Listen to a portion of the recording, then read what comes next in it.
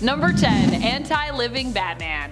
I am so torn when it comes to this zombie-like infected version of Bats. He hails from the deceased universe where he ends up tragically being infected by the anti-life equation and turned into a member of the anti-living, a mindless, violent zombie. However, before this happens, Batman is one of the first to figure out just what is really going on and to try to find a cure or a way to stop it. In the end, however, he gets infected, and despite trying to slow down the infection with one of Mr. Freeze's cryo suits, succumbs to the virus. He doesn't stay a zombie-like anti-living being for long though, as Alfred Pennyworth, his butler, puts him out of his misery. Really, his whole transformation is just like making preparations, passing on vital information to those not yet infected, and saying goodbye to his son Damian Wayne. So like, he's a monster, but like it's a really sad journey getting there.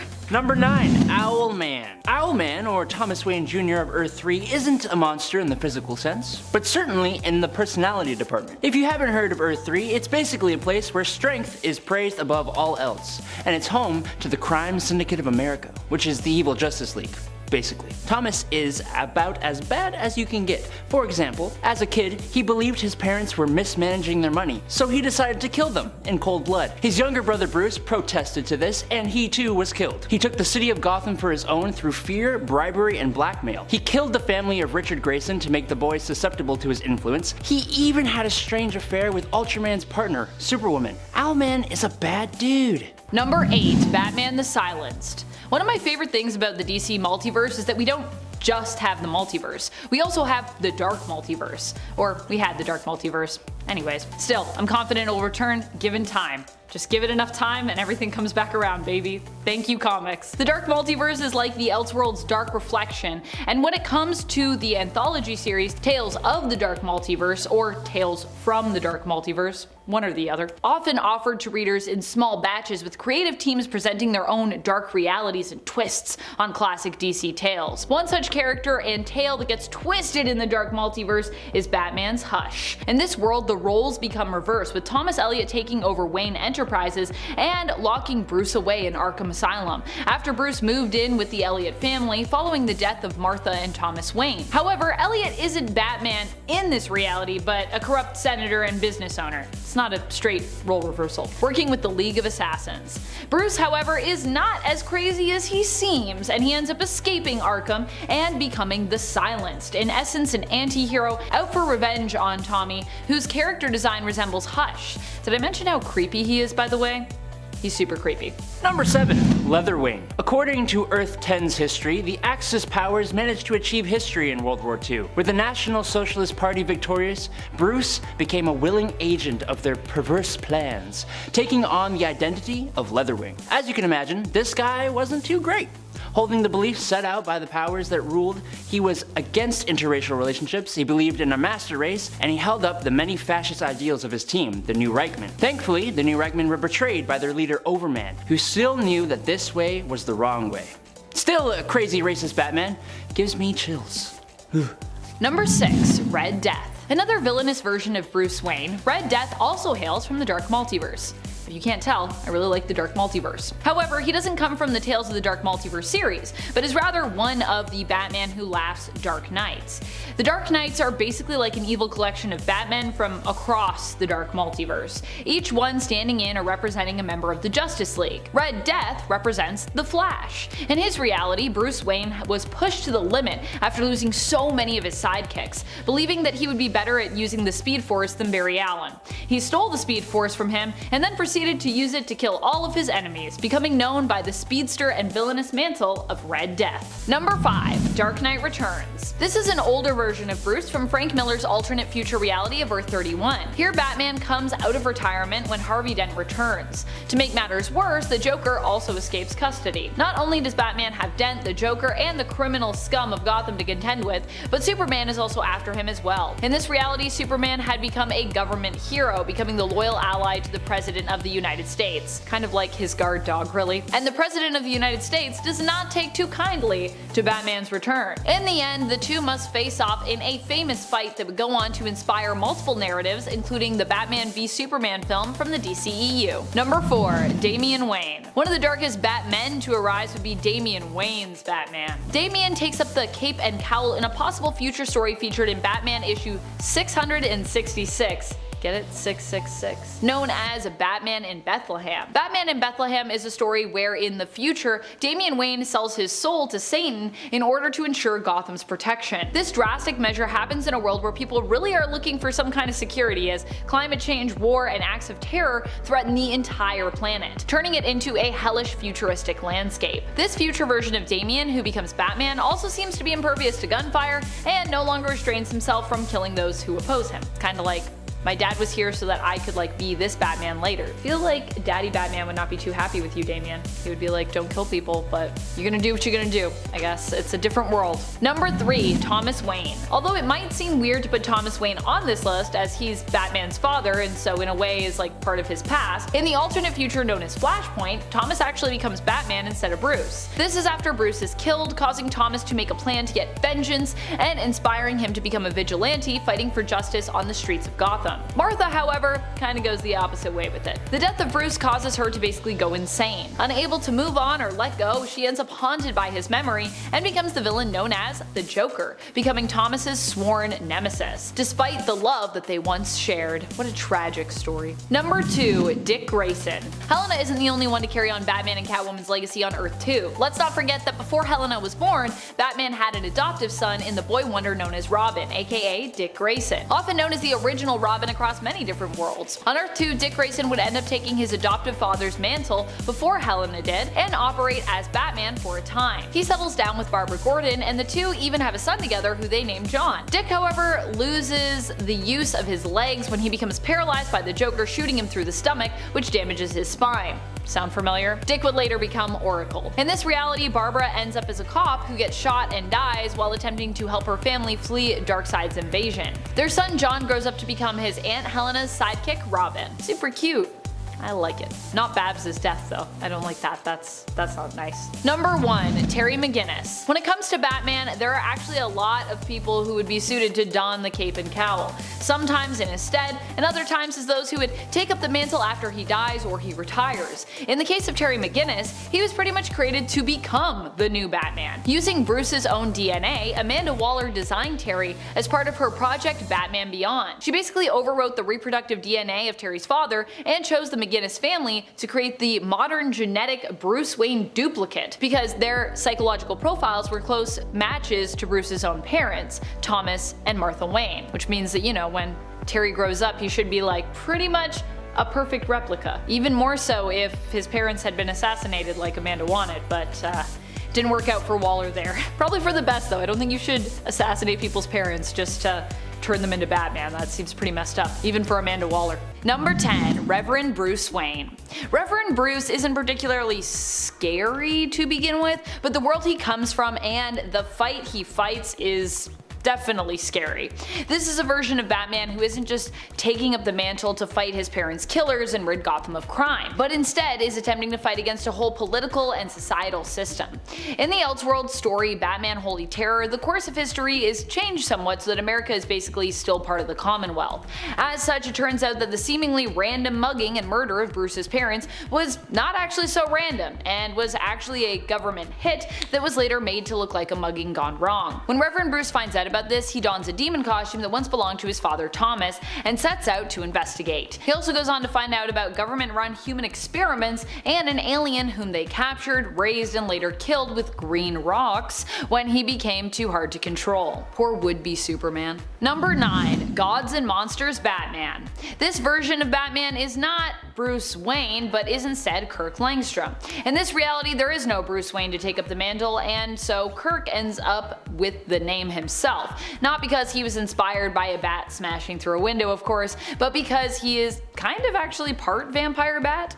Kirk was a brilliant scientist who was working on a cure for lymphoma. He eventually figured out how to create this cure using bat saliva and nanotech to strengthen his experimental treatment. However, while it succeeded in curing his cancer, it also turned Kirk into a pseudo-vampire. While he remains a hero and typically only ingests artificially created plasma or even animals' blood, which can also also help him to survive, he has also been known to feed on criminals from time to time. He's like, these criminals, nah, I gotta eat, they kinda deserve it, I'm just gonna eat them. And friends, before we move on to our next spot, if you are loving this list and you want more scary alternate Batman lists, of which, let's be real, there's a lot of scary alternate Batman out there, be sure to let us know by giving this video a thumbs up. Spooky thumbs up, spooky spook. Number 8, DCEU Batman, or Batfleck if you prefer.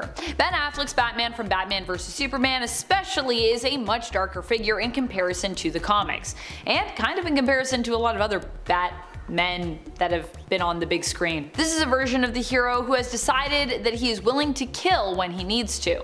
All in all, it seems to be implied that the death of Jason Todd is what reshaped Batman's morals here and caused him to readjust his code. Not only does he kill, but he also does something even worse in my opinion, branding some of the worst criminals that he fights against with a literal bat brand. These are the criminals that Batman has deemed to have done something completely unforgivable. And the thing is that people in prison in Gotham also know the significance of the Bat brand, meaning that those who end up with one are basically marked for death. The idea here is that the inmates will carry out the death sentence that Batman has marked them with because they know that whatever this person did, it was one of the worst crimes, otherwise they wouldn't have this brand. So not only is there an extra layer of fear, but this also shows a complete disregard for human life. I mean, at least a disregard for human life when it comes to really terrible criminals. Batman wants these criminals to live in fear, and he doesn't care what happens to them in prison. In fact, he kinda hopes that they end up dead. Number 7, Batman the Silenced. One perfect spine-chilling dark multiverse tale that I have loved, which even comes with its own creepy lullaby, is the Tales from the Dark Multiverse Batman Hush. In this story we get a reimagined narrative where Batman's childhood friend, Thomas Elliot, is the one who ends up messing up Bruce's life. Tommy in his adult years allies himself with many of Gotham's villains and more usually anti-hero types after Bruce Wayne ends up in Arkham Asylum, which also was kind of part of his doing.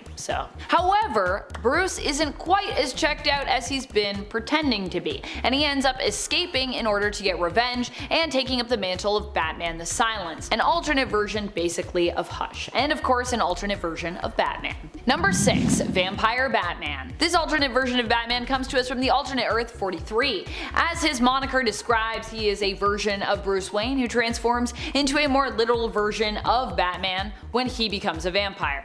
Batman. Get it? Cause vampire bats. Oddly enough, this is also not the only version of Batman in the multiverse that also happens to be a vampire, as you already know, because we talked about Gods and Monsters Batman as well, who's also a vampire. Despite being a vampire on Earth 43, Bruce still fights on the good side, fighting against his vampiric urges to feed on human blood. At least, initially he fights against them. At one point, Vampire Bats asks Alfred to stake him in order to prevent him from giving in to his bloodlust, after he seemingly killed the Joker by draining him of all of his blood.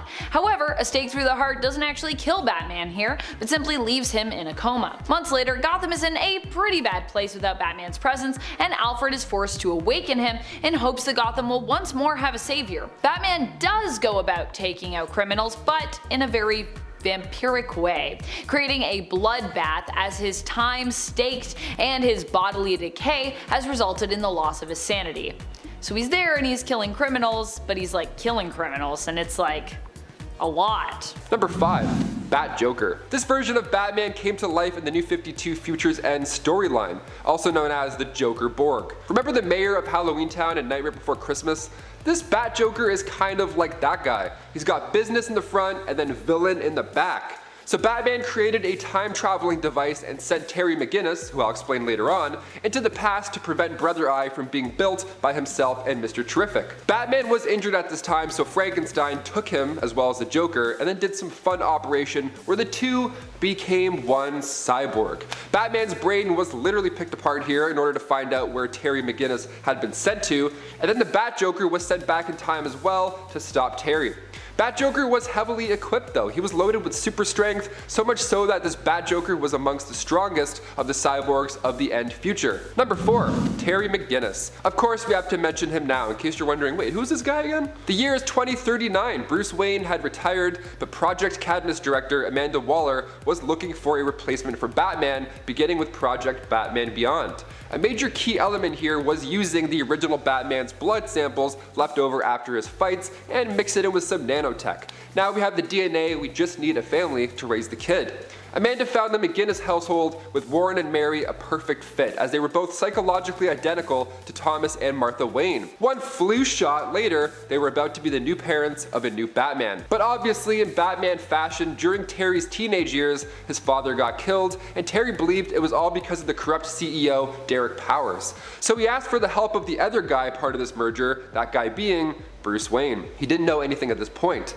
But after a confrontation against the Joker's gang, Terry realized, oh, Bruce is the OG Batman. So Terry stole all his stuff and suited up himself as the new Batman Beyond. What an origin story. So sick. We had to include him in this list. Not so much weird. I mean, besides the whole, flu shot, now I'm alive thing. Guess we can make that weird and include it. Number 3, Superman. When Superman ended up swapping powers or lack thereof with Batman in 2003's Superman/Batman, Superman proved to be the one who was better. Batman with Superman's powers ended up kinda losing his grip on reality. He believed that he could hear his parents' voices and became super violent in his fight for justice. The other heroes of Earth attempted to convince Batman to swap back his powers with Clark and let him help them, but he refused. In the end, it was up to Superman as Batman to stop him, which, even without powers, he did. He ended up luring him back to Earth and employing the help of fellow colleague, friend, and hero Zatanna. While Zatanna is the one behind luring Batman to Earth with illusions of his parents and is the one who reverses the swap, in the end, even Bruce admits that Superman did a great job as him, suggesting that the swap was about more than powers, as Superman behaved and acted just as Bruce would have in his position, and did whatever it took, putting himself in danger to ensure the world was safe. Number 2, Batman 1 Million. Batman 1 Million is of course from the future, way in the future. He hails from the alternate future known as DC 1 Million, coming from year 85,300. That's right, 85,300. What a year. There he guards the galaxy's most dangerous criminals who are held within a prison on Pluto. This Batman's identity is unknown to us, but we do know a bit of his backstory. He was one of the thousands of victims who was forced as a kid to watch the death of his parents at the hands of villain Zaron, while others were driven to madness or took their own life. This hero instead was inspired to make sure an act like this never happened again, taking up the mantle of Batman. Batman 1 Million, being from the future, has a unique physiology which grants him superhuman abilities such as telepathy. He also has future tech and off-the-charts IQ of over 1,000, not actually possible if you know how IQs work, and was one of the heroes who helped to save the Earth from the traitor Starman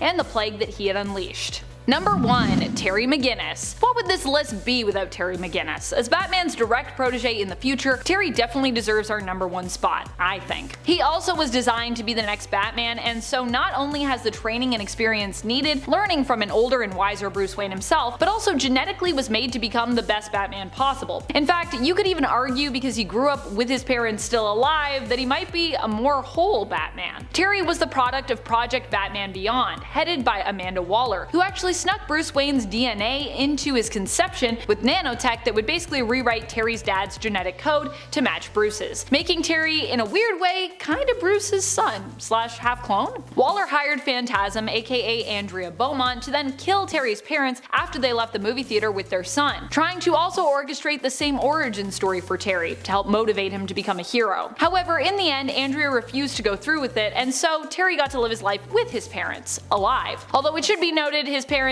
did end up getting divorced, giving Terry a different kind of struggle in life. Also, although his father wouldn't end up being assassinated by Beaumont at that time, he would later on die tragically, so still has tragedy in his past. He's a hero. All heroes, I feel like, have tragedy in their past at some point. Kicking off the list at number 10, the Devastator.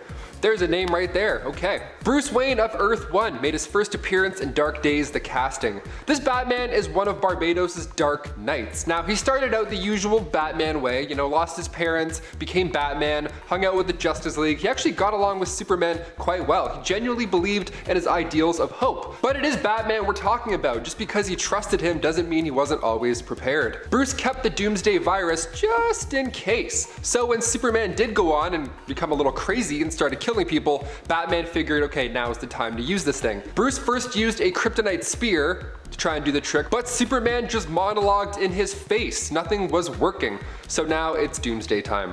The Devastator was born. The virus changed Batman instantly, physically of course, but also mentally. Now he had no problem killing what used to be one of his best friends. Using kryptonite breath, Bruce weakened the god and then finished him with some Doomsday spikes. Nice dark note to start the list off. There we go. Number 9, Multiverse Bat-Baby. In part 1 of this list, we of course had to mention the time Batman was shrunk down to the size of a baby, so naturally in part 2, we need more baby goodness. Dark Knight's Death Metal Legends of the Dark Knights issue 1. Bruce has a plan. Now this version was planning on living a second lifetime. More crimes to solve, more risks to break, more bills to pay. The man is committed. Now he had already taken down the Joker, Riddler, Two-Face, and Scarecrow at this time, but he wanted more. After his passing, his mind was safely stored in the cyberspace, and it was then transferred into this new body waiting in the Batcave. This time seems way harder for Bruce. See, in the early issues, he just made little trousers and still continued to fight crime. It was fun, it was almost cute. Here, he was rolling downstairs. He couldn't even walk. He probably his pants, and then he just lays down and cries for the rest of the day. The best part is that he has the mind of Bruce still, so those tears just aren't baby tears. That's pure agony. Now he finally figured out, how to use his legs in life. He gets the jetpack to make up for those tiny legs, and he still goes on saving the day as the Guardian of Gotham. And before we continue on with this weird list, if you want to go ahead and give us a thumbs up, that would be awesome. It helps us out so much. Thank you so much for watching. Let's get back to the video. Also, thank you for 1.1 million subscribers. That's huge. That was a nice thing to wake up to. Number 8, Red Sun Batman. Superman Red Sun was released in 2003. It earned Mark Millar an Eisner Award nomination in 2004, but he always wondered what life would be like if Superman was raised in the Soviet Union. What a fun idea. So in this story, the ship lands on a Ukrainian collective farm instead of Texas, and as for Bruce Wayne in this reality, well, his parents still end up biting the bullet, but this time it's by Stalin's police force. So his main goal was to get back at that captain of said police force, Roslov. This version of Batman, just look at the attire. How do you not love him off the bat? He kidnapped Wonder Woman, tied her up with her own lasso, rude, and then used her to draw Red Sun Superman out. And of course, it worked like a charm. Using simulated red sunlight, he weakened Superman, locked him in a basement, ideally forever, but Wonder Woman broke free, took care of those red sun lamps, and right before Batman was about to get the beatdown of his life, he detonated a bomb in his own chest. Honestly, I think Red Sun Superman would still be a lot more painful than a chest bomb. Still dark either way. Number 7, Magic Batman. Superman Batman Sorcerer Kings is a 4-parter written by Cullen Bunn, beginning with Superman Batman issue 81. On the cover we see Batman's tool belt, but this time it's made of elixirs and potions. What's the deal here? So after witches and warlocks tried to sacrifice our sun, things went south, and now every electronic was literally vaporized. That means no more TikTok, sorry. The future was looking quite grim. To see Batman punch warlocks and witches in the mouth, at one point he says, "No more hocus pocus." In part 2, Bruce pulls out a whistle, obviously he gets mocked, and then when the Batwing arrives, it's more than useful. The Batwing being a magical dragon, of course. Number 6, Emo Batman. Back in 1999, we got to see one of the moodiest versions of Bruce Wayne. Coming from Elseworld's 80-page giant, he was one of the members of the group the Pennyworths, who was discovered and signed by Lex Luthor. This sounds funny considering the Batman we know and love, but it's still really sad. For example, Lex didn't care about the well-being of who he signed as long as they're making that moolah. And on top of that, Bruce was struggling with substance abuse problems, and his last album bombed. It didn't even go gold. How sad is that? So soon after, Lex sold his record label to Darkside Incorporated. Imagine watching Battle of the Bands and emo Bruce Wayne start setting up shop. What a dream show. Coming in at number 5, we have The Merciless, another of the Dark Knights. In an alternate universe in which Ares, the god of war, declared war against all of existence, Batman stood with the rest of the Justice League in a battle that literally lasted for eons, until the sole combatants left in the entire universe were Ares and Batman, still standing through sheer willpower alone.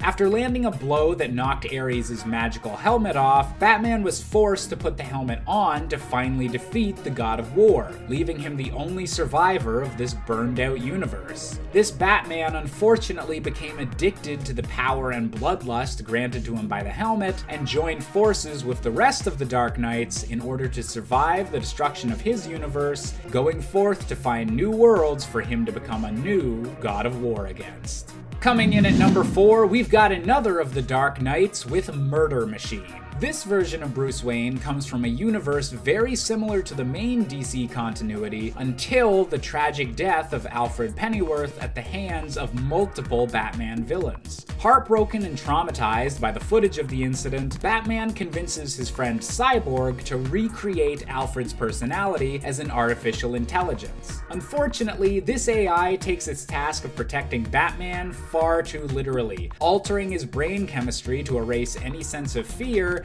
and completely replacing Bruce's frail human body with a metal replacement. Taking the name of Murder Machine, this Batman spread the Alfred AI throughout Gotham and was able to kill every criminal in Arkham Asylum, showing what would truly happen if Batman didn't have a heart. Coming in at number 3, we have the Devastator, a horrifying combination of Batman and Doomsday. This story takes place on one of the many dark multiverse worlds that saw Superman going rogue and taking over the entire planet, even murdering his own wife. To stop the demented Man of Steel, this Batman was forced to ingest the Doomsday virus, a last-ditch effort to save the planet that gave Bruce the strength to kill Superman, but at the terrible cost of his own mind. Furthermore, the Doomsday virus began to spread off Bruce's body and kill off the rest of this world, dooming the planet anyways, and leaving the Devastator as a beast-like Batman waiting for the rest of the Dark Knights to save him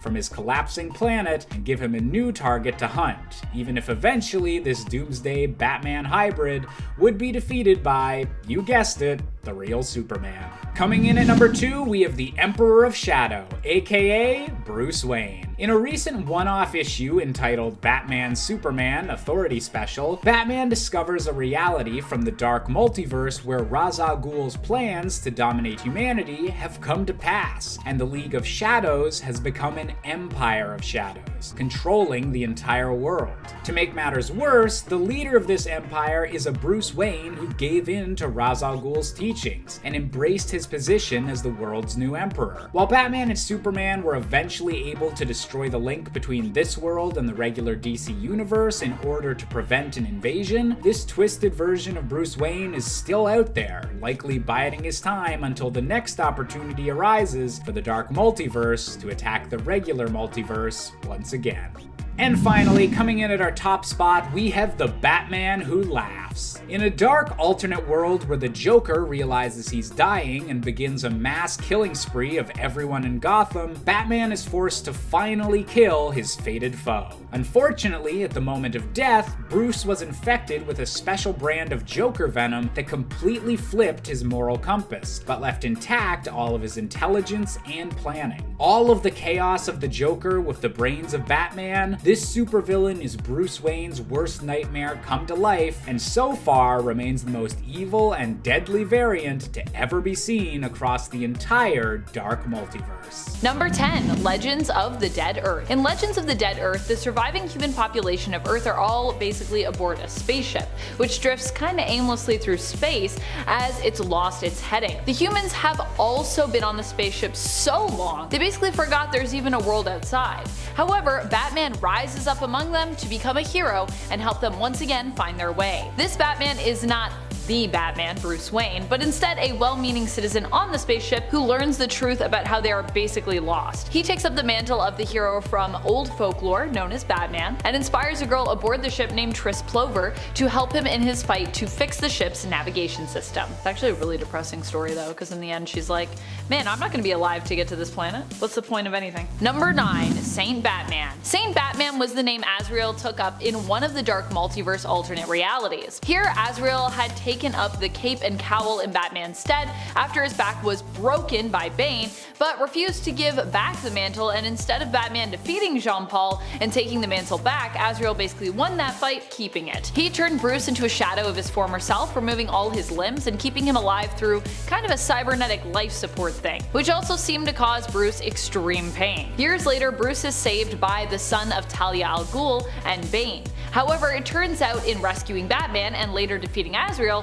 they really just swapped out one awful tyrant for an even worse one. And friends, before we head on to the next point, if you are loving this list, we would love if you headed over to our Facebook page and gave it a like and a follow. It really does help us out over here at YouTube, so thank you! Number 6. Jace Fox. Jace becomes Batman in the possible future we get a glimpse into through DC's Future State event. In this event, Jace Fox, also known as Tim Fox, one of the children of Batman's ally Lucius Fox, ends up becoming Batman in a cyberpunk dystopian future where Gotham has become a police state. Jace is a mysterious figure but stumbles upon Batman's tech and decides to try and use it to do some good, despite the fact that at this point all masks are outlawed in Gotham. Jace Fox keeps his vigilante deeds and persona a secret from the rest of the Fox family. Many of his combat skills come from his life as a mercenary and from Katana, who he was once a protege of. Number 7. Justice League of Assassins. In the alternate future reality of Earth 14, the JLA is a little bit different. Instead of being the Justice League of America, they are known as the Justice League of Assassins, which still perfectly fits that same acronym, so yay.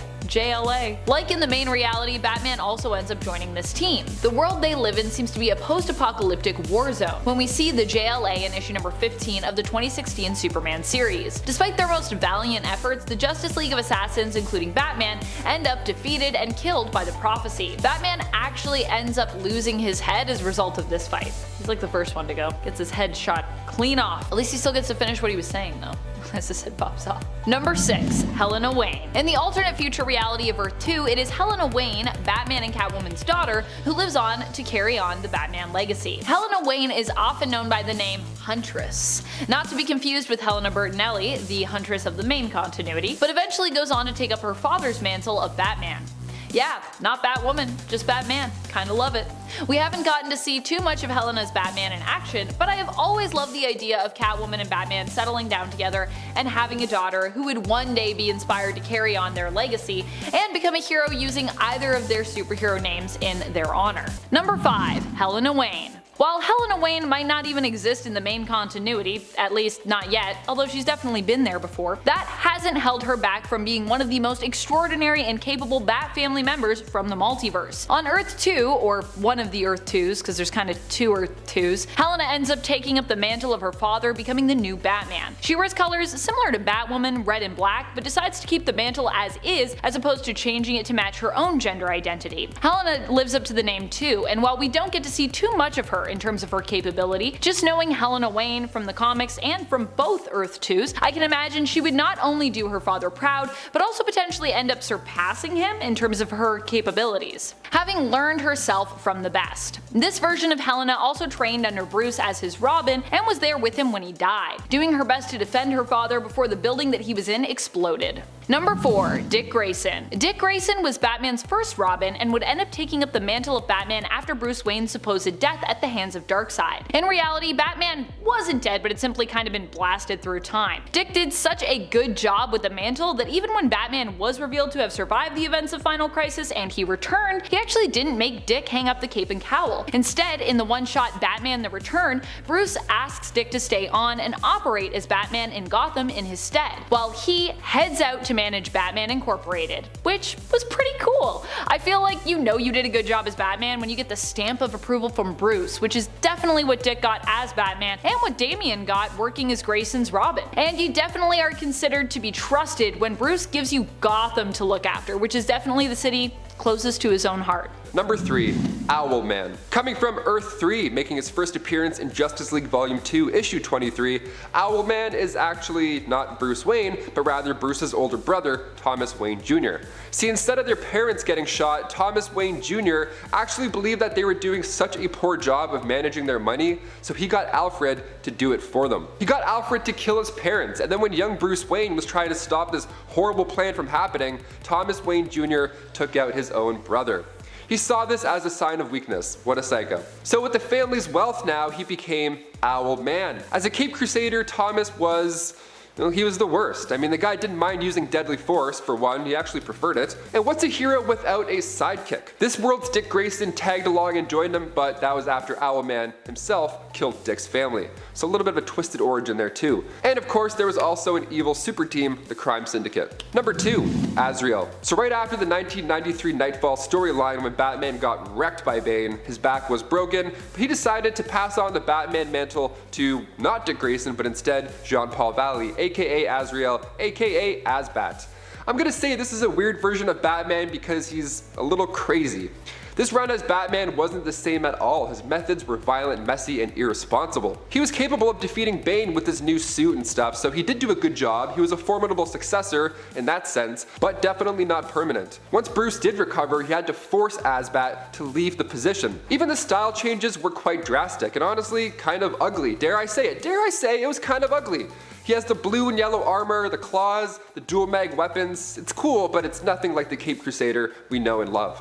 He's kind of like a Decepticon. I'm like, I don't really like a Hot Wheels Decepticon looking guy. Number 1, the God of Knowledge. Weird, magical, wonderful, question mark? I'm not even sure what to call this one, but it's quite entertaining to say the least. The Mobius chair is the lazy boy of the galaxy. It made its first appearance in New Gods issue 1, and the chair was created by the Anti-Monitor. He gave the chair to Metron, but at one point, Batman saw an opportunity of a lifetime. The chair was unused for a hot second, so Batman, king of musical chairs and problem solving, jumped on it, and in turn became the god of all knowledge. How wonderful. At this point, the stakes are high. This couldn't have happened at a better time, honestly. The whole team was busy fighting Darkseid. Meanwhile, Batman's just floating in a chair in the background, figuring out the secrets of the universe, just trying not to throw up, trying to process all of this power. And that's when the Green Lantern adds a little bit of fun to this mix and tosses over his power ring.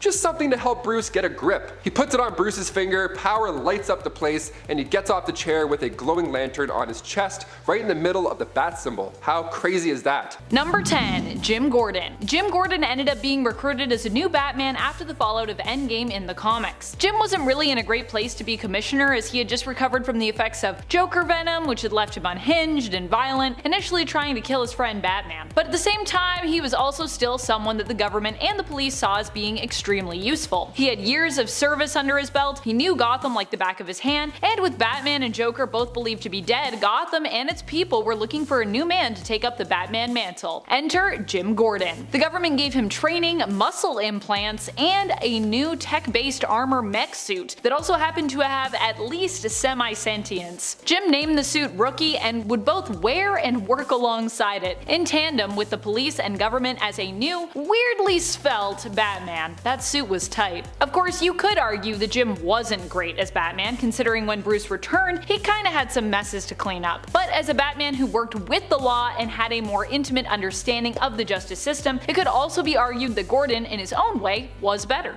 Number 9, Azrael. Depending on your opinion of how best to deal with criminals, there are some who think Azrael did a bang-up job as Batman and even would like to see him return to the mantle. Azrael ended up acting as Batman after Bruce Wayne had his back broken by Bane. Batman ends up leaving Jean-Paul Valley in charge while he works on healing up and recovering. At first, Azrael seemed like a pretty good replacement, but he quickly gets wrapped up in his mission to bring criminals to justice. Azrael is considered to be more brutal and violent than Batman, going so far as to even kill criminals who oppose him and not backing down when Bruce finally returns to take the Batman mantle back. Bruce even has to call in backup from his Robins to take down Azrael in the end. While Jean-Paul was definitely a different kind of Batman, he was a kind of different that some prefer. And friends, before we move on to our next spot, if you are loving this list and you want more seemingly impossible lists like this one, be sure to let us know by giving this video a thumbs up. Number 8, Damian Wayne. And if you like supers who are not afraid to kill, do I have a Batman for you. Damian Wayne in the alternate future that is Earth 666 ends up becoming Batman after the current Batman, Dick Grayson, is killed by exploding Jokerfish. With Grayson dead, Damian believes that the only way to fight against crime is to go to extremes, believing that killing is the only way. Needless to say, this stance creates a lot more problems for Gotham, and especially for Commissioner Barbara Gordon, who becomes kind of a sworn enemy to Batman. In the end, Damian as Batman does bring about the destruction of Gotham and possibly the destruction of the world, but in a way, he was still super successful in what he set out to do. Damian created a bargain with the devil, trading his soul in exchange for becoming the eternal protector of Gotham, which is what happened. Of course, as with any wish or deal with the devil, there's always a twist. And in this case, the twist is that Gotham ends up being destroyed due to a nuclear strike. Still, Damian does protect Gotham till the very end of its existence. What more can you ask from Batman? Other than to, I guess not let Gotham be destroyed, which is a fair ask, I suppose. Number 7. Elliot Ness. Elliot Ness becomes the Batman in the Elseworld story Batman Scar of the Bat from 1996. The reason why I think Elliot Ness makes a better Batman than Bruce Wayne? Well, because he's based on a real-world character who actually fought to stop criminals in Chicago during the Prohibition era. He was a special agent who was known for taking down Al Capone with the help of his fellow law enforcement team, who were known as the Untouchables. In Scar of the Bat, we see Elliot Ness as a 1920s version of Batman, supposedly the one who inspired the character from the comics. Ooh, at least in this version of the story. When Elliot Ness finds he can't do enough within the limits of the law, he becomes a vigilante, taking up the mantle Batman because he fights crime sometimes with a bat. In turn, this weapon is chosen by Ness as Batman to scare criminals like Al Capone, who himself was known for beating those who betrayed him to death with a baseball bat. That's a scene that happens at the beginning of this comic. In the end, Elliot wins the day and hangs up the Batman mantle, allowing one of his colleagues who is on his deathbed to claim to have been Batman so as not to besmirch Ness's name and ensure that the criminals get booked the proper way. Basically avoiding any hearsay, because if you're a vigilante and you try to take someone for justice, people won't be like, but you're a criminal, so it's all thrown out. One of those things. After recounting the truth to his biographer years later, Elliot Ness seemingly dies in his sleep due to a heart failure at his kitchen table, which I believe is the actual way that Elliot Ness died in history. So yeah, I like stories where characters get to be heroes from history, because I like history. Number 6. Jace Fox, aka Timothy Call Me Jace Fox, the son of Lucius Fox and Tanya Fox and brother to Tiffany, Tam, and Luke Fox. This might be a hot take, but I would argue that Jace was a better Batman because he chose to step up to the plate at a time when Bruce Wayne basically couldn't be Batman. So at that time period, he was better since Bruce wasn't even Batman, but was instead the Dark Detective, having to operate, well, more in the dark, due to being a super wanted criminal. However, Jace saw the importance of the symbol of Batman and decided to take up the mantle in Bruce's place, despite the danger. He might not have as much experience as Batman, but he definitely comes with his own skill set and training backing him up. Jace's Batman in Future State also has access to future tech that current and past Bruce doesn't, because Future State. Number 5. Red Death. Coming from the Dark Multiverse on Earth 52, Dark Days the Casting, Issue 1, we meet a Bruce Wayne with the same origins that we're used to. Now he eventually became a hero, yada yada yada, and he fought alongside Robin, and then the next Robin, and then the next Robin. His life was taking a harder toll on him. He was watching all these sidekicks bite the bullet, so now he was desperate to find a new power, a new way to prevent his partners from maybe, I don't know, dying. So he looked at his world's Flash, and he saw his super speed and thought to himself, you know what? I could use that Speed Force better than him. What a statement right there. So he took out every Flash villain himself, kept their advanced weapons, and then used those weapons to fight the Flash. He drove them both into the Speed Force with the Batmobile and the Cosmic Treadmill, and then he absorbed all of Barry's super speed. Now after Batman came back from said Speed Force trip, he referred to himself as Batman the Red Death, where he would then brutally kill Gotham's criminals in the blink of an eye. But here's the kicker, here's the bad part. Gets worse rather. Barry still lived inside his mind. He would beg Batman, or sorry, Red Death, to stop the killing. Imagine hearing somebody in your head, I mean that alone is a nightmare. Number 4. Civil War Batman. Batman teaming up with Abe Lincoln.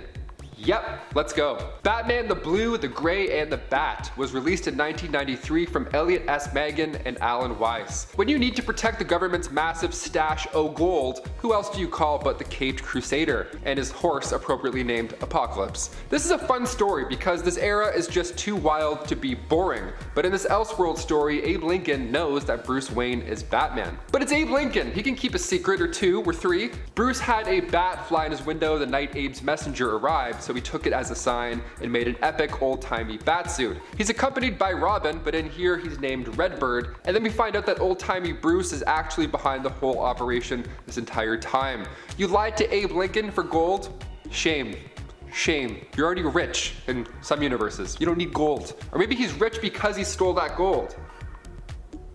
Number 3, Bat Baby. Making his first steps in Batman issue 147, the 600th time Batman appeared in comics, we see Bruce Wayne as a baby. So after Nails Finney and his gang made a shrink ray, they set their sights on Batman and it worked like a charm. It was only a shrink ray though. He didn't de-age mentally, which is even better almost. So now he had the same strength and aggression as a full-grown man in a toddler's body. This sounds like the worst case scenario, but Batman was kind of okay with it. He worked with what he got. He's like, okay, if people are gonna treat me as a baby, I'm just gonna dress like a baby. And then he wore a bat suit that no baby has ever worn ever. Classic Batman. Number 2, Holy Batman. Batman Holy Terror was an Elseworlds one-shot released in 1991, written by Alan Brennert. We find Reverend Bruce Wayne. How holy and fun is this? It's 1658, and in this universe, Lord Oliver Cromwell recovered from that fever and he maintained his hold on England. Later in the 20th century, Thomas Wayne, physician to ye old Gotham Town's council, was killed, same with his wife. Now James Gordon is on the case trying to get to the bottom of it, but he believes this was more than just a mugging. So he befriended young Bruce Wayne to maybe try and find some more info. Cut to 20 years later, Gordon is now Gotham Town's High Inquisitor, and Bruce is about to become a priest, and that's when Gordon finally tells Bruce the truth about his parents. He reveals that a man named Joseph Chill was behind the whole thing. The government took down one of their own. How peculiar. Priest in the sheets and Bat Freak in the streets. That's how we like it. And finally, coming in at number 1, The Bat. Batman Castle of the Bat was released in 1994, written by Jack C. Harris with pencils by Bo Hampton. We're really leaning into the literal bat theme on this list. I kinda love it, not gonna lie. Taking place in South Germany 1819, we get a scene similar to that in The Dark Knight. A masked highwayman robs a carriage. The passenger asks the man if he's ever heard tales of the demon who protects the land, and the highwayman scoffs, says, "Oh, that's just superstitious, I don't believe in that." And then a bat monster comes in and rips his head off. Dr. Bruce Wayne hears about this attack, and at his home, his castle rather, he tells his hunchback servant Alfredo, that the beast had attacked once again. What beast? What is he talking about? So when Bruce was a kid, his parents were killed in a carriage on a road. So Bruce and Alfredo found Thomas Wayne's brain, collected some body parts, added some electricity, and voila, now Thomas Wayne is back. And he looks like shit. Once bat fluid is added, he becomes a living nightmare of a monster, and his first plan was of course to get revenge on the same guy who killed him decades earlier. We saved the weirdest for last, that's for sure. Coming in at number 10, we've got Bat Zorro from Bizarro World. Hailing from the planet founded by Superman's own twisted doppelganger, Bat Zorro is the self-proclaimed world's worst detective, and spends his nights shooting down couples in Crime Alley as an awful inversion of Bruce Wayne's motivation for being Batman. More of a weird comedic foil to Batman than an actual supervillain threat, Bat Zorro would eventually try to redeem himself by fighting the Joker and jumping in front of a bullet meant for the real Batman, meaning maybe Bat Zorro had a little bit of good in him after all. Coming in at number 9, we have the Red Death. The first of many Dark Knights on this list, twisted variants of Bruce Wayne that banded together to escape their dying dark multiverse, the Red Death is a chilling example of what Batman could become if he cared more for his mission than he did for his friends. After the deaths of many of his allies in Gotham City, this version of Batman determined that he was more worthy of using the Speed Force than Barry Allen, and could have saved Robin's life if he was only a bit faster. Unfortunately, this version of Bruce took this plan way too far, capturing the Flash and combining his powers into himself, becoming the Red Death and forcing Barry Allen's consciousness to watch as he began killing every supervillain on the planet and continued his rampage across the entire multiverse. Coming in at number 8, we have the Dawnbreaker. In a dark multiverse world where Bruce Wayne was the one gifted a Green Lantern ring instead of Hal Jordan, this version of Bruce quickly became frustrated with all of the restrictions the Lantern Corps placed on his ring and his ability to wield emotions. Killing every criminal he encountered, Batman's power grew as he combined his ring with the darkness in his own heart, becoming known as the Dawnbreaker as he systematically wiped out every other Green Lantern in the galaxy. By the time he was done, he was the only lantern-wielding entity left in his universe, and joined the Dark Knights in order to find more victims to punish. Coming in at number 7, we have Owlman, the evil opposite of Bruce Wayne from the inverted Earth 3. Born under the name of Thomas Wayne Jr., as a young boy, Owlman murdered his younger brother Bruce and had his butler Alfred kill his parents to ensure that the Wayne fortune was not wasted by their frivolous spending. Using his costumed identity as Owlman to intimidate the leaders of Gotham into falling under his control, Owlman was a twisted version of everything that Batman stood for, and every time their universes have crossed over has led to some incredibly dramatic battles. And speaking of evil Batmen named Thomas Wayne, coming in at number 6, we have the Batman of the Flashpoint universe, aka Thomas Wayne Sr. In a world where Bruce was gunned down by Joe Chill instead of his parents, Thomas Wayne became a dark and murderous red-tinted Batman, while Martha would be cursed to become this universe's version of the Joker. While initially an anti-hero ally during the first reveal of the Flashpoint universe, this Batman would go on to become a threat to the real Batman when he returned to the main DC universe and allied himself with Bane in order to get Bruce to quit being Batman forever. There's probably an easier way to get your son to stop being a superhero than allying yourself with a supervillain, but hey, I guess that's just some Wayne family drama that will continue to unfold as Thomas Wayne continues to make his way through the DC multiverse. Number 5, the Merciless. This alternate version of Bruce is one who ends up wielding the power of Ares in the memory of Wonder Woman. Oh yeah, and he's also the one who fought with Diana to the very end against Ares before he inevitably was kind of forced to kill her. Or forced in his eyes, but in our eyes we're like, Bruce, don't do that. Don't do it. This alternate version of Bruce Wayne, aka Batman, hails from the dark multiverse of Earth at -42 and is one of the Batman who laughs Dark Knights. To me, he represents Bruce's obsession with power and symbolizes what could very well happen if this was left unchecked. Bruce here loved Diana, but still ended up betraying her because he knew that she would not allow him to keep the power of Ares for himself and that she would rather destroy such power. So he was like, I gotta hold on to the power because I'm doing great with it, so I guess I gotta kill ya. But also, he wasn't doing that great with it. Spoiler alert. Number 4, the Bruce. This alternate version of Batman comes to us from the reality belonging to Batman I Joker. Here Batman is a tyrant and a symbol who is worshipped as a god. This is not our own Bruce Wayne, by the way, but like a dystopian, almost cyberpunk future version of the character where the people of Gotham see him as their ruler and god. In fact, I don't even know if this guy's name is actually Bruce Wayne or is Bruce at all. I think he's just a person that's elected and like that's the role you play. Or that seized power. The people of Gotham worship him and his mission for vengeance. The whole comic is pretty horrifying to read and reveals how even the best of heroic intentions can be perverted over time. Nothing scarier than just humanity and the way that we think things through and can like take a good idea and make it into something a lot more sinister. That's the scariest thing of them all. Well, almost. There's a few more points. Number 3, Saint Batman. We'll ride the dark multiverse train out a little more, taking a look now at Jean-Paul Valley. The original story took place when Batman got his back by Bane in 1993. Azrael took over for the Bat while Bruce healed up, and then things went back to normal over time.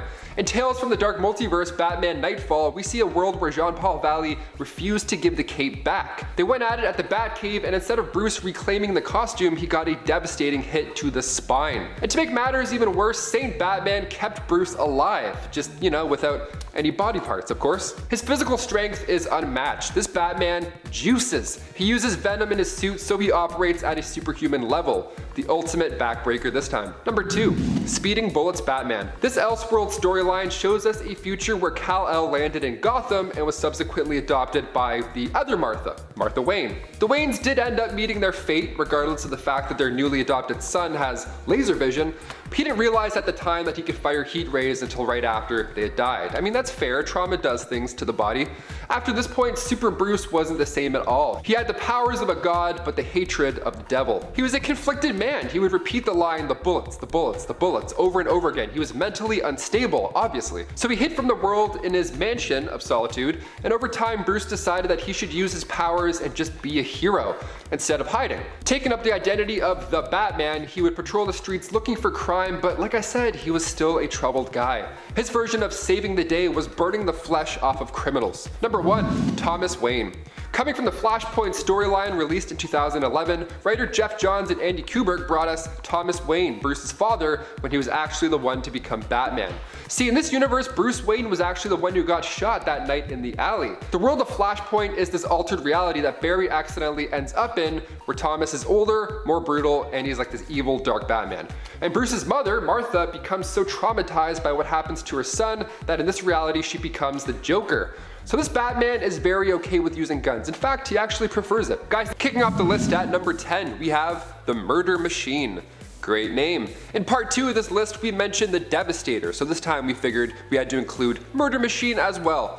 Bruce Wayne, coming from the dark multiverse, Earth 44, had the same origin with the parents getting popped and all that stuff. He became Batman, he joined the Justice League, but then when Alfred was suddenly killed in the Batcave by some goons, Bruce feels responsible. He watches the footage over and over and over again. It's haunting him. So at Alfred's funeral, Bruce asks Cyborg if he can help him create an AI Alfred. You know, to help around the house, set reminders, lock the doors, all that good stuff. Cyborg agrees and Alfred protocol is underway. Its job was to assist and protect Bruce no matter what. And he was built as a hologram, so he can use weapons and move stuff around. What could possibly go wrong? Day one, this thing was already spreading itself around, building new bodies, and then it started to take out every criminal in Arkham Asylum. Because they were deemed as threats, of course, so Batman had to adjust a few things, rightfully so. He wanted to allow AI Alfred to have access to the Batcave system, even though Cyborg was like, hey man, that's probably a terrible idea, but you're gonna do it anyways because you're Bruce Wayne. And he did. The AI first went after Bruce's mind because he didn't trust Bruce to keep himself safe. That's so meta. Then he took away Bruce's emotion, strapped him with some advanced tech, and once everybody was deemed a threat to Batman in some way, shape, or form, chaos erupted.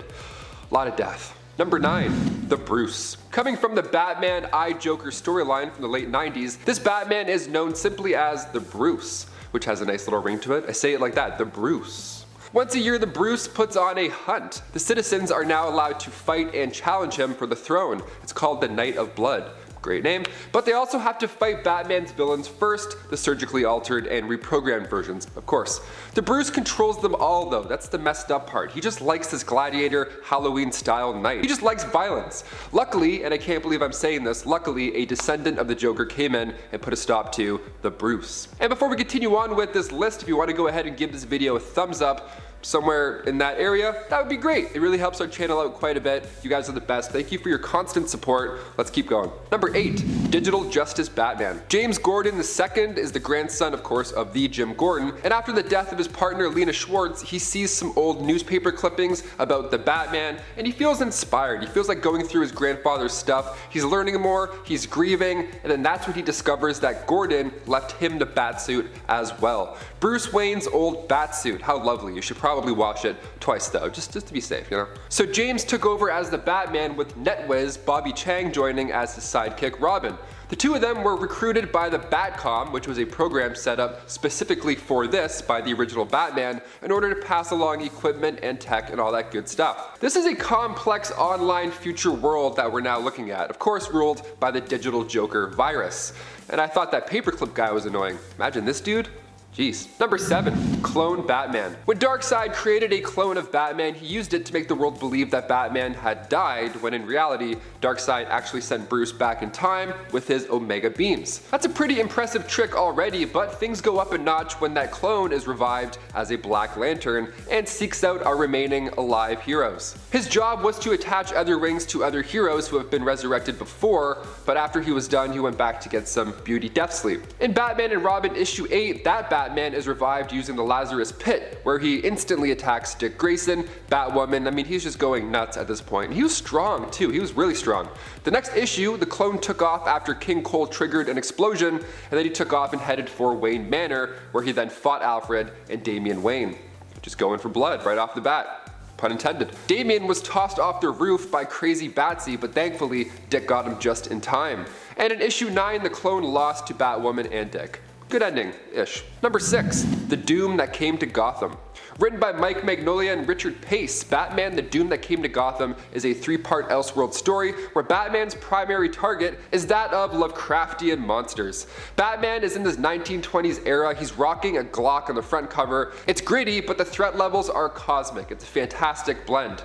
It's 1928. Bruce has returned home to Gotham a whole 2 decades later after his parents were killed. And he finds the city under attack from all these supernatural forces. It's wild. The way Batman handles these cosmic powerhouses, it's a ride. Even other players in the story are wild too, like Harvey Dent for example. His body started to deform after Poison Ivy touched him, and he was also chosen by Ra's al Ghul to be the living portal to Sotha's realm. Just goo into a wall of, yeah, it's just yuck. Number 5, Frankenbat. Castle of the Bat is an Elseworld story from 1994 that basically takes the story of Frankenstein and plops in Batman characters. So, Bruce Wayne, after suffering the death of his father Thomas Wayne, goes almost mad trying to find a way to bring his father back. He succeeds, but not in the way he or anyone else wants. Thomas Wayne is brought back to life and dresses just like Batman normally would, but with more of a gothic Victorian style. Oh, and he's a mindless, massive, undead monstrosity. He busts out of where he's being held, and it leads to Bruce having to apprehend his undead dad. The story is actually quite emotional. Check it out. Number 4.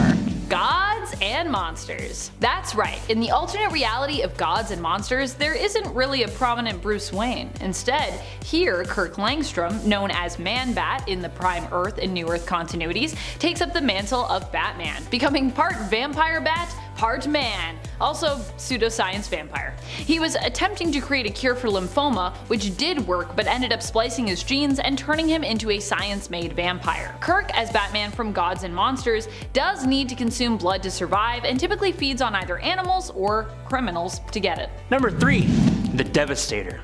On alternate Earth -1, Batman and Superman were pals, and everything was dandy.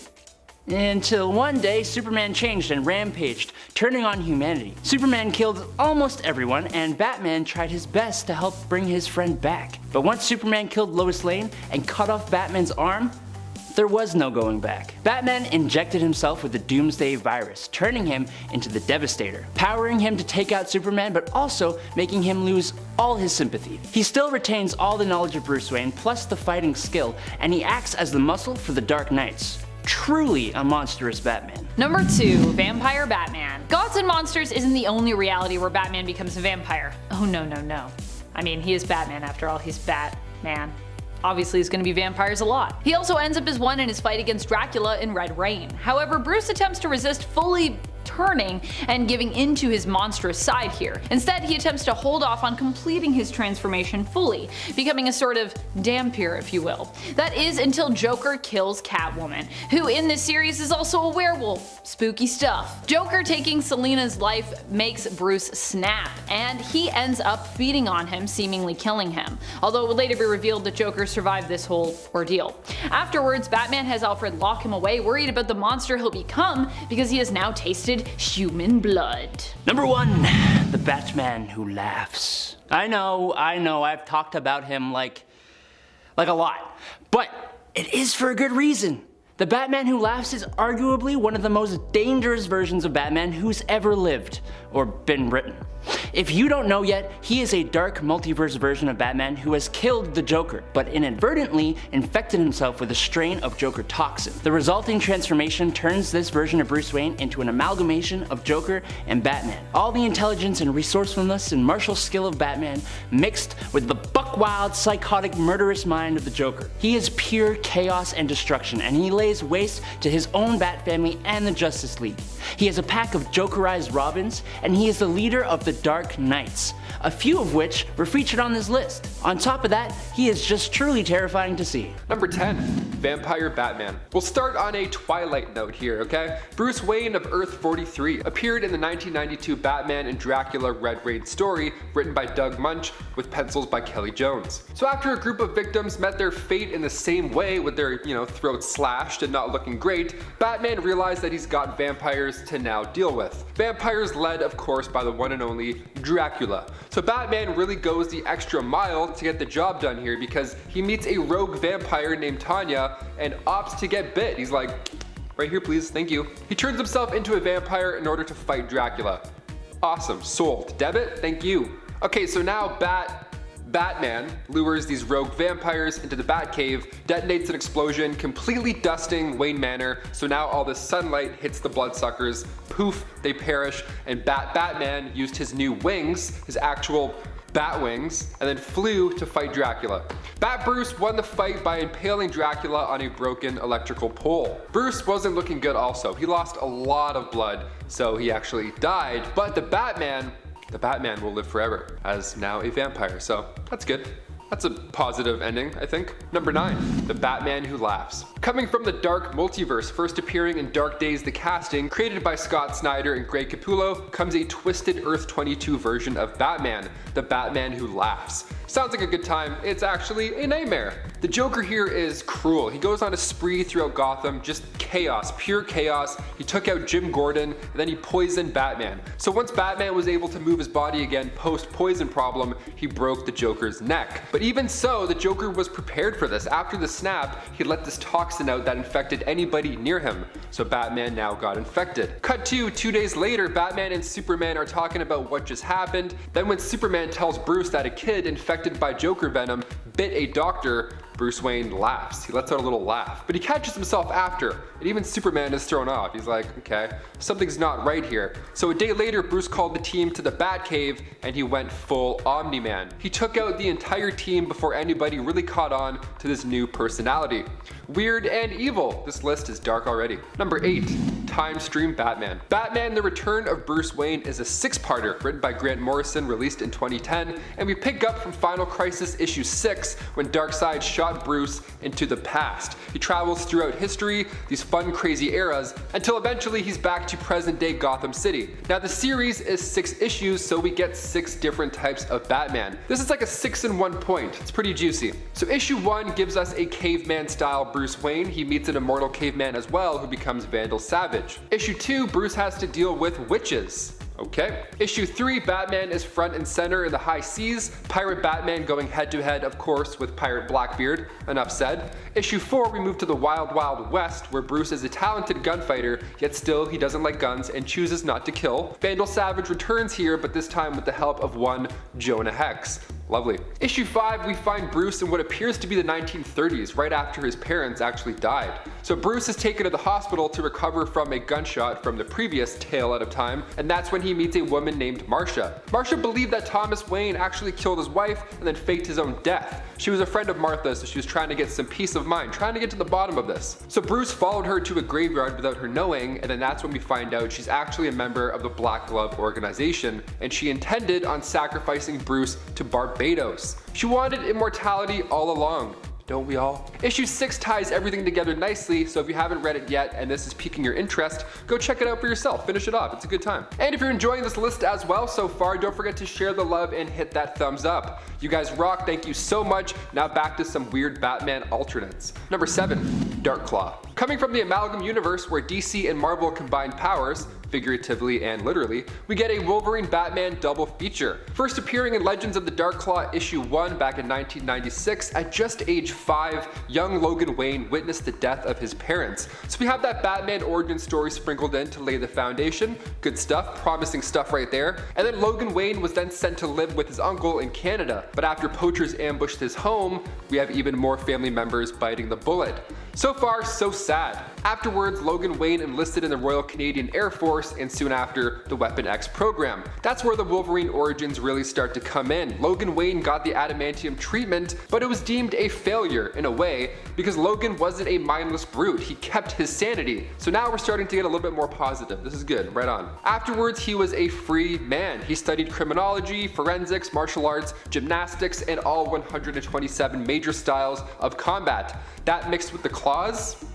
Good game, dude. Good game. Number 6, Bat-Zaro. Making his first full appearance in Superman Batman issue 20, the world's worst detective and just a straight up villain, Bat-Zaro is the opposite of Batman. Morals, speech, combat, body weight, everything is opposite. So when you have a superhero like Batman who doesn't kill, tries to save the day, and solves crimes, the opposite is bound to be pretty brutal. Bat-Zaro had not one, but 2 pistols that he loved shooting around, and a chain, of course, to whack people with. and he had an upside down bat symbol to remind folks who's who. You know, in case the grinning shark teeth wasn't enough. He idolizes Bruce Wayne though, funny enough. It's pretty weird because the origins of Bat-Zaro go way back to the Joker. See, Joker created Bat-Zaro simply because he wanted to officially kill a Batman. But when plans went south, Joker tried to fire a bullet into the Batman and Bat-Zaro jumped in the way, sacrificing his life for Batman's. Is this tragic? Yes. Is it a weird one? Absolutely. Number 5. Prohibition Batman. This alternate version of Batman first appeared in Batman Scar of the Bat,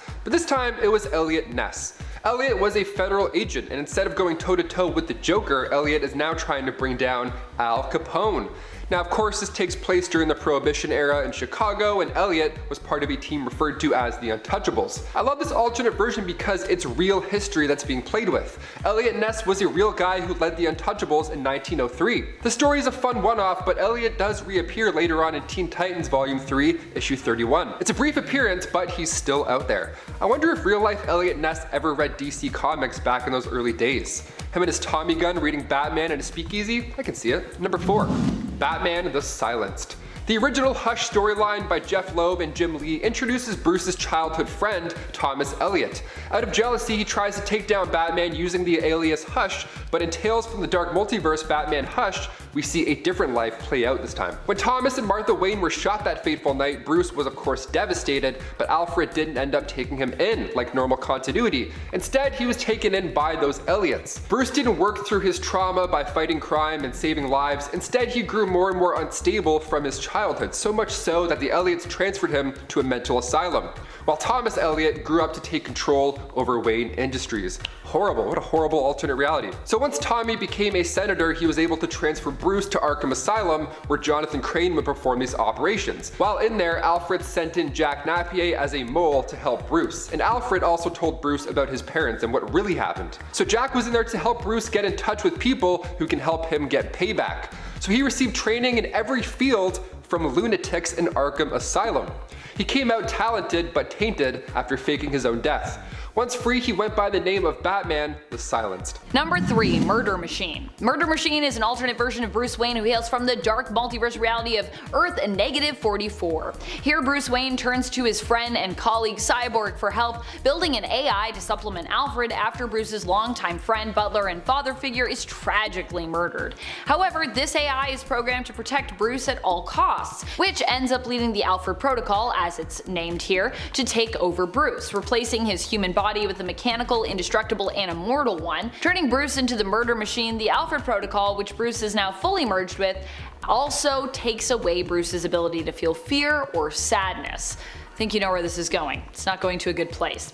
In the end, it labels everyone a threat to Bruce and helps him to kill all those who could potentially harm him, including the entire Justice League. Pretty bleak stuff. Number 2. Nemesis. Nemesis is probably one of the most brutal Batman alternates we've ever encountered.